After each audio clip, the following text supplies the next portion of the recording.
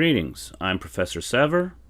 Today we're going to look at limits using analytical techniques, and we're going to concentrate on the theorem, functions that agree at all but one point. Now, we've discussed the theorem previously. We know what it says. Let's actually see how it works in practice. So let's look at a problem. Let's say we wanted to look at the limit as x goes to 1 of x squared minus 1 over x minus 1.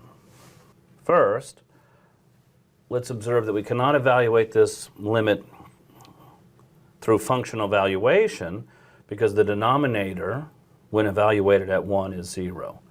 Namely, you would have a 0 in the denominator.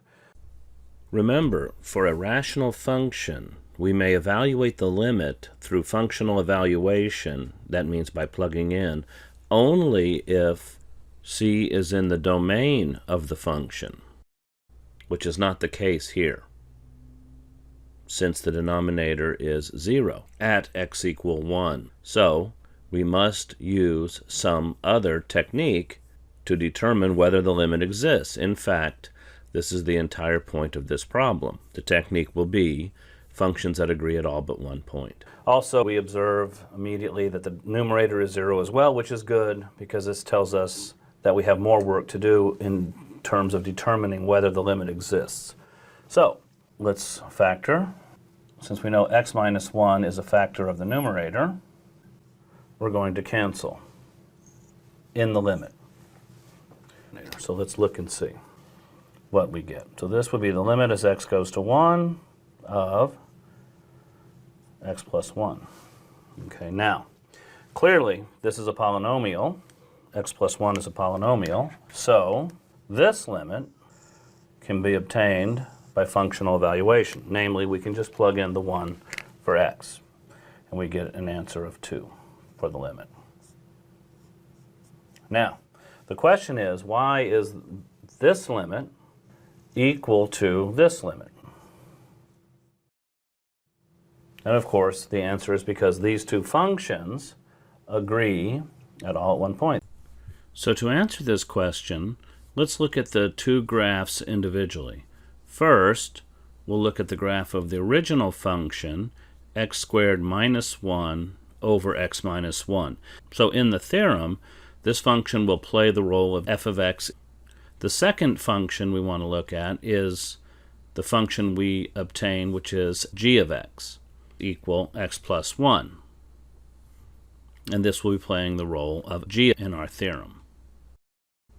So as you can see, and as our limit work indicates, the original function f of x is identical to the resulting function x plus 1, namely that function that we obtained after cancellation, for all values of x where x was not equal to 1.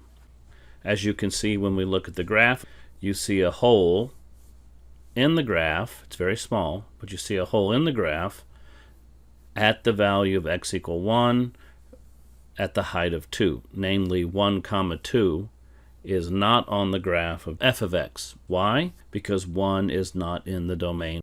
Recall, this is what prohibited us from being able to plug in at the first step to evaluate the limit.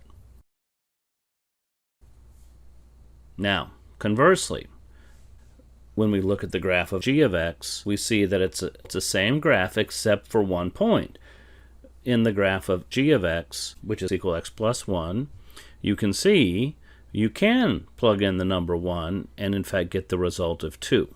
And that's what we did in the limit. We evaluated the polynomial x plus 1 at 1 to obtain the value of 2. So the theorem tells us that the limit of the original function as x goes to 1 of x squared minus 1 over x minus 1 will be the same as the limit as x goes to 1 of x plus 1. And of course, evaluating the limit of a polynomial may be obtained by functional evaluation. Therefore, we see that the two functions agree, namely everywhere but the value x equal 1.